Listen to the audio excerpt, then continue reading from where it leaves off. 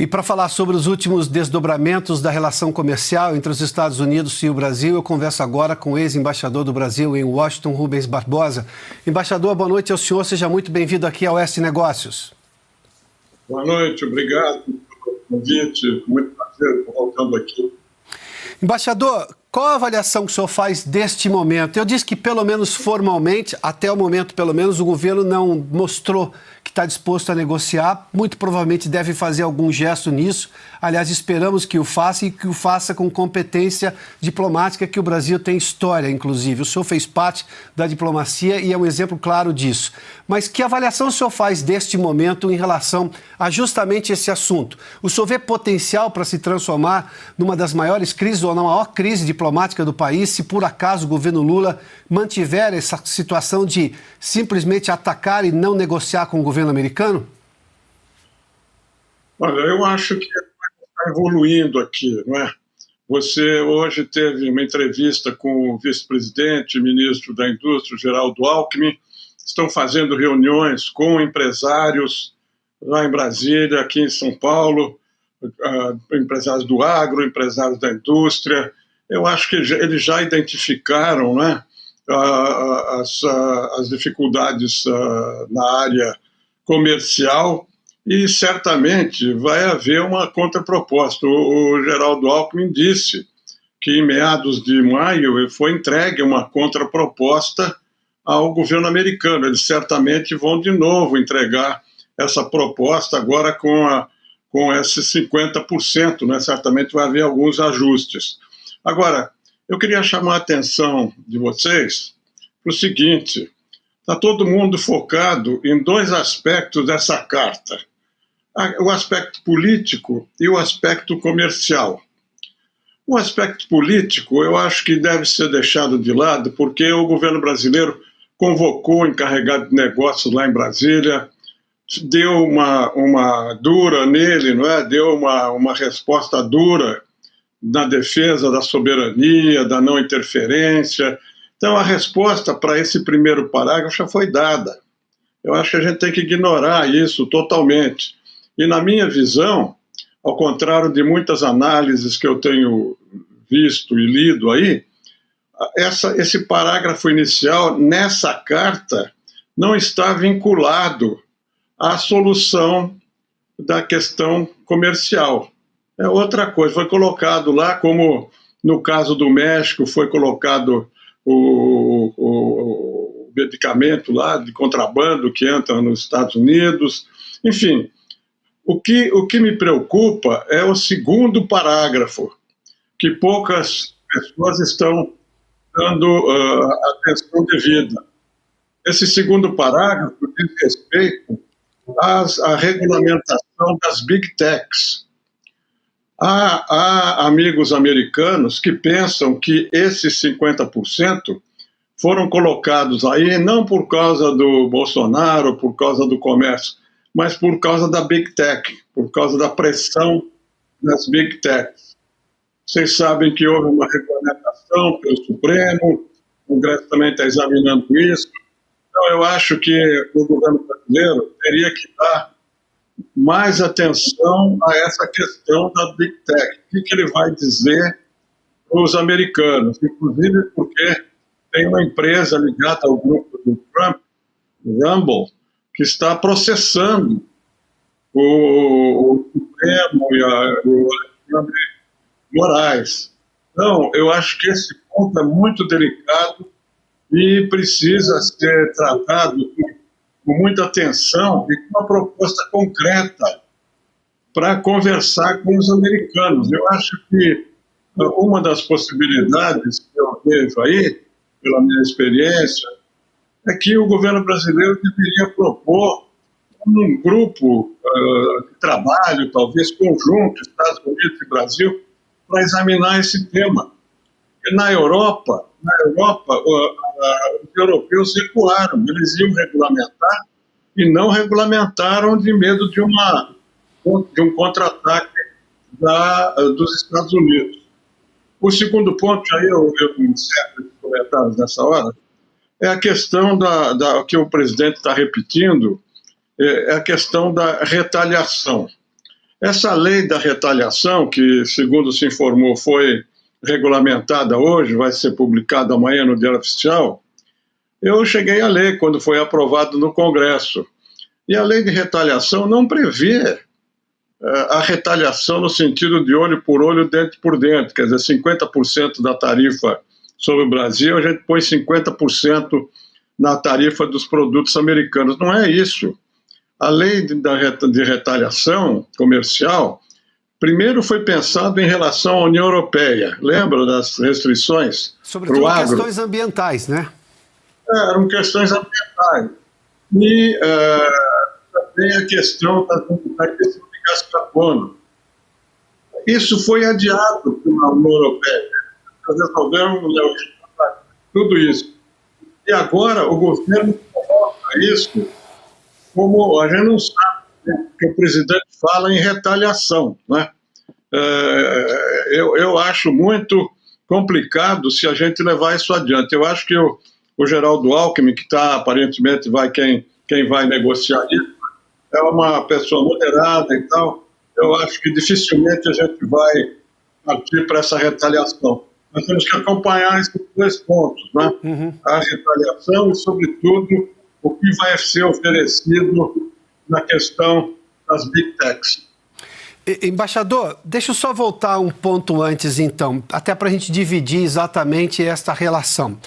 Eu tenho questões, sim, políticas nessa carta, está muito claro, o primeiro parágrafo. Eu tenho questões, sim, que podem ser de questões meramente alfandegárias, e essa questão específica das empresas americanas e referindo-se especificamente às Big Techs. Nas questões alfandegárias, com relação a 50% ou imposições brasileiras, que o Brasil, por exemplo, tem uma série de restrições que não são, por exemplo, de questões sanitárias, que impõem a produtos importados. O Brasil, se não me engano, é o país que mais tem esse tipo de sanção, ou seja, de proibição alfandegária ou limitação alfandegária, não por questões de saúde, ou seja, sanitárias. O que hoje pode ser negociado? Ou isso nem não é o interesse americano? Há questões que o Brasil pode melhorar para colocar na mesa, pelo menos para um começo de conversa, perdão? Não, eu acho que eles vão fazer isso, né? O etanol é uma das coisas que vai se colocar, né? Que é o mais importante do ponto de vista americano, pelo nível da tarifa aqui no Brasil, e há outros produtos que eles exportam. Agora, como o vice-presidente mencionou, dos 10 principais produtos de exportação americana, 8 entram com tarifa zero. Então, por isso que eu digo, eu quando li a carta, eu percebi que esse segundo parágrafo que era o crucial, e pouca gente está dando atenção a isso aqui no Brasil. Eu acho que esse parágrafo de como eles vão reagir a essa regulamentação que foi feita, a questão da liberdade de expressão, como eles dizem, enfim, tudo isso que nós sabemos, isso para mim ainda é uma incógnita. Eu não sei como é que o governo vai reagir a isso, porque está todo mundo, os analistas, os economistas, a mídia, está todo mundo focalizando na relação comercial. E pouca gente se refere a essa questão da regulamentação das empresas de alta tecnologia, né, as Big Techs. E essas redes sociais. Então, eu acho que a gente vai ter que aguardar essas primeiras reuniões, né, que vão se realizar amanhã. Certamente, as empresas americanas que vão ser contactadas terão interesse em ajudar o Brasil, porque eles também são afetados, não é só o Brasil que vai ficar afetado. As empresas americanas também. Você imagina no café, na carne, no alumínio e no aço para a indústria automobilística. Isso afeta diretamente a produção americana. Eu acho que o setor privado brasileiro vai ter um papel muito grande junto ao setor privado americano. Eu, quando estava lá em Washington, em 2002, foi a primeira vez que colocaram restrições ao aço e ao alumínio. Colocaram 25% de tarifa, e nós negociamos e conseguimos fazer cotas que estavam isentas dessas tarifas. Eu acho que vai caminhar nesse sentido também, tenho a impressão. Embaixador, deixa eu só voltar então à questão política. O senhor já fez uma ponderação em relação ao primeiro parágrafo da citação explícita ao presidente Bolsonaro, o ex-presidente Bolsonaro.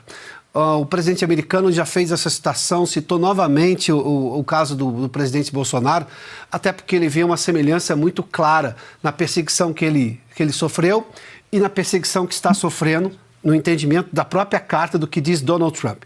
Aí eu tenho a segunda questão que eu também entendo como política, porque a censura que pode ocorrer nessa regulamentação das redes sociais foi aprovada dentro do Supremo Tribunal Federal, o que é uma afronta para o entendimento da democracia dos americanos, mas também aqui no Brasil, porque o Congresso brasileiro já tinha se manifestado.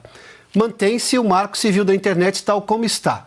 Veio o Supremo e criou uma nova legislação, o que é um absurdo. Mas motivado, sobretudo, se a gente olhar para a realidade brasileira, por questões políticas internas, e que me parecem muito claras também para o Departamento de Estado, para o governo americano.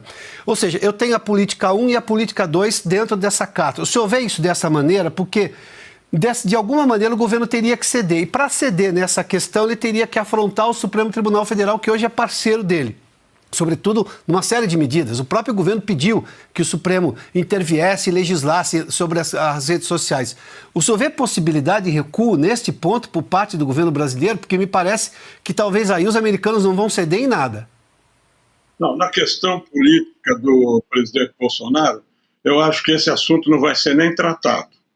Não, a gente não tem que mencionar isso, porque isso não está relacionado com a negociação comercial e essa negociação com as Big Techs. É outra história, como eu falei, já houve a conversa com o encarregado de negócio, já resolveu. Então, a parte comercial, eu acho que vai ser equacionado, resta essa questão das Big Techs. Por isso que eu estou chamando a atenção de vocês, porque eu não sei o que vai acontecer. Nós temos aí 3 semanas para resolver. Por isso que eu digo que, como solução intermediária, se a gente não vai mudar isso, eu acho que não vai ser alterado, a gente tem que propor alguma coisa para os americanos, talvez uma reunião entre os ministérios competentes dos Estados Unidos, aqui os Ministérios das Comunicações, enfim, os ministérios competentes aqui, para examinarem isso, como é que fica, entendeu?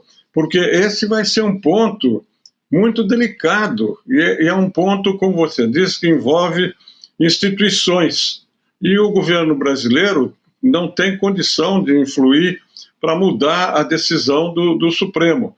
Então tem que haver algum tipo de entendimento com os americanos para superar essa dificuldade. Nessa questão, nesse tipo de negociação, que tipo de medida, por exemplo, poderia postergar a aplicação da sobretaxa americana? Especificamente no caso das Big Techs, o senhor tem chamado a atenção aí, e particularmente eu concordo com o senhor. Uma postergação da aplicação desse entendimento do Supremo, ou seja, o Congresso voltaria a se debruçar sobre o assunto e construiria, digamos, um consenso em relação a isso, porque para o próprio Brasil, para a lógica brasileira, o Supremo legislar é uma afronta. Então, e isso obviamente chama atenção porque está afrontando interesses americanos de empresas que atuam aqui no Brasil. E o senhor tem feito essa citação aí com muita frequência, essa menção à questão europeia. A Europa voltou atrás. Aliás, acho que o senhor é o único que tem citado isso com bastante frequência e já há bastante tempo. Esse tipo de gesto já abre caminhos? Ou seja, se o governo brasileiro disser assim, olha, vou levar para o país e dizer, vamos suspender essa decisão, ou pelo menos postergar que ela entre em vigor e vamos remeter novamente o assunto ao Congresso. Porque se o Congresso decidir legislar novamente sobre esse assunto, suspende-se a decisão do Supremo em algum momento, ou pelo menos um entendimento ali diplomático dos 3 poderes. Isso já poderia, digamos, permitir uma conversa em melhores termos por parte do Brasil em relação à decisão americana? Olha, é muito difícil você opinar sobre isso. A gente não está acompanhando isso de dentro do governo. Até que ponto o governo brasileiro está disposto a fazer concessões, não fazer concessões. Por isso que eu estou dizendo, a solução neutra é propor uma reunião com os americanos para examinar esse assunto, entendeu? E aí ver o que acontece, porque esse é um assunto delicado, está afetando a Europa, está afetando outros países aqui na região, e o Brasil vai ficar no meio dessa questão, entendeu?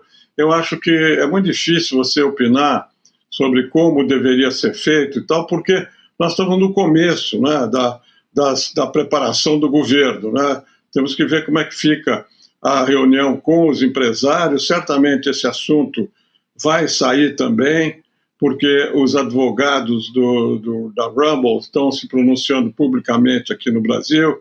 Então, eu acho que eu prefiro não emitir nenhuma previsão, porque realmente é um tema muito complicado e vai exigir uma ação política do governo. Agora, o que eu insisto, desde o começo, quando em abril, né, foi colocada essa taxa geral para todo mundo, primeiro que a gente não pode ficar muito chateado porque o Brasil foi afetado, todo mundo foi afetado. A Europa com 30%, o Japão com 20 e tantos por cento, o México a 30%, agora o Canadá 35%, que são países muito mais próximos dos Estados Unidos do que nós. Então, eu acho que a gente tem que negociar. O importante é negociar, não fechar a porta, porque o presidente, há uns dias atrás, ele declarou que não ia fazer nada até agosto.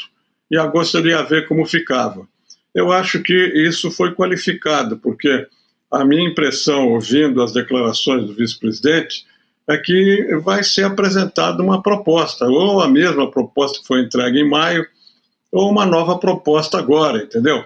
Mas eu acho que eles vão fazer um gesto de apresentar uma proposta para diminuir essa tarifa e, se for o caso, até de postergar, porque o Trump é tão volátil, né? Ele vai e vem, amplia o prazo, diminui o prazo e tal.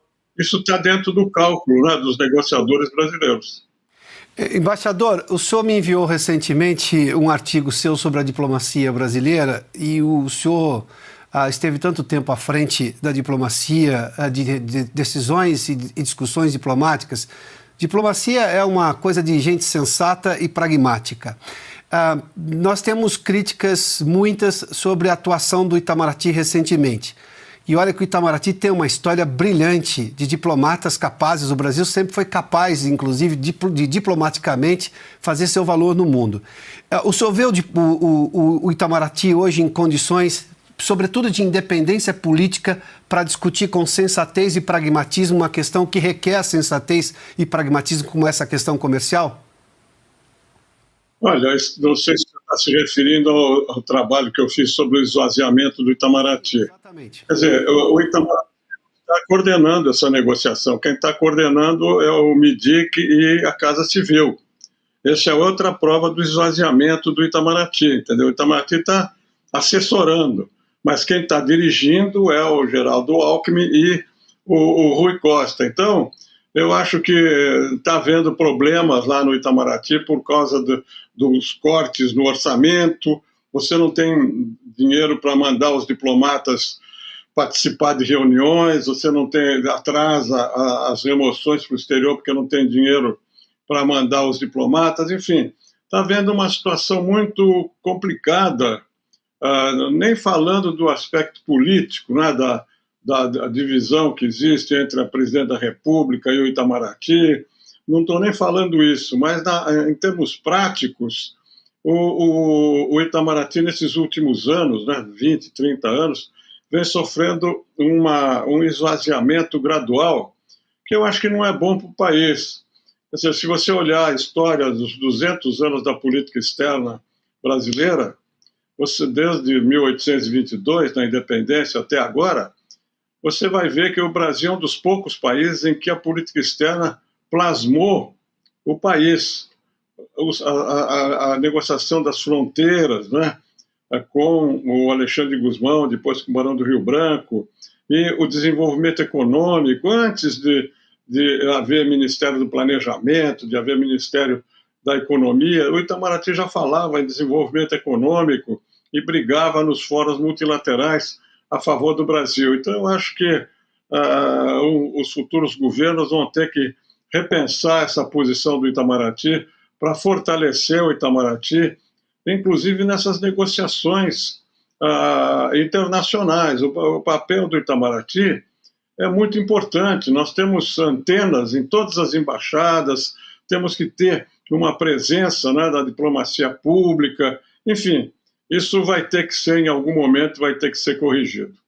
Embaixador, só um último questionamento, por gentileza. O senhor acha que esse alinhamento da presidência da República, do presidente Lula, seja com, por exemplo, declarações hostis a Israel, ao próprio presidente Trump, a Elon Musk, que pertencia ao quadro de assessores diretos do presidente até recentemente na Casa Branca, ou mesmo com relação ao Irã, ao Hamas, que elogiou o governo brasileiro, ou seja, esse tipo de alinhamento, a posição dele em relação à guerra na Ucrânia e tudo mais, o senhor acha que isso não vai pesar nesse momento da negociação? Isso não acendeu um alerta na Casa Branca em relação ao estado da democracia brasileira e essa sobretaxa talvez vá também se investir com esse objetivo de tentar trazer um pouco de normalidade institucional? Não, eu acho que o Geraldo Alckmin, lá, e a assessoria do Itamaraty, eu acho que o bom senso vai prevalecer. O problema é que, desde o segundo mandato do presidente Lula, passando pela Dilma e agora no terceiro mandato, a política externa foi contaminada por influências ideológicas e partidárias. O problema todo é esse. Nesse mundo dividido, você teria que manifestar a sua posição de independência. A gente é ocidental, a gente tem muito boa relação com os Estados Unidos, mas nos últimos 15 anos a Ásia se transformou no nosso maior parceiro e a China no nosso maior parceiro comercial. Então não tem jeito, nós temos que conviver de um lado com a Ásia, com a China, do outro lado com os Estados Unidos, sem preconceitos ideológicos ou sem preconceitos partidários. É colocar o Brasil em primeiro lugar. Embaixador Rubens Barbosa, muitíssimo obrigado pela gentileza de nos atender aqui em US Negócios. Boa noite ao senhor, viu? Boa noite, muito obrigado. Bom, nós conversamos com o embaixador Rubens Barbosa, serviu durante muito tempo na Embaixada do Brasil em Washington. Aliás, o senador Rubens Barbosa, eu me lembro de uma entrevista há muito tempo que fiz com ele, em que o Brasil estava preocupado em vender, se não me engano, eu acho que era etanol para os Estados Unidos. Havia uma certa pressão e ele dizia assim, olha, o Brasil está procurando um produto que os americanos não querem, sendo que tem pelo menos uns 100 outros produtos que o Brasil tem para entregar e que tem, por exemplo, alíquota zero de exportação, ou seja, que os americanos não impõem nenhuma alíquota, ou seja, havia um mercado muito grande para se aproveitar. Mas aí nós estamos falando de um diplomata preparado, técnico e pragmático, né? Sem esse viés ideológico que hoje, como ele mesmo disse, né, tem o Itamaraty. Os interesses do Brasil são do Brasil, de todos os brasileiros, não deste ou daquele governo.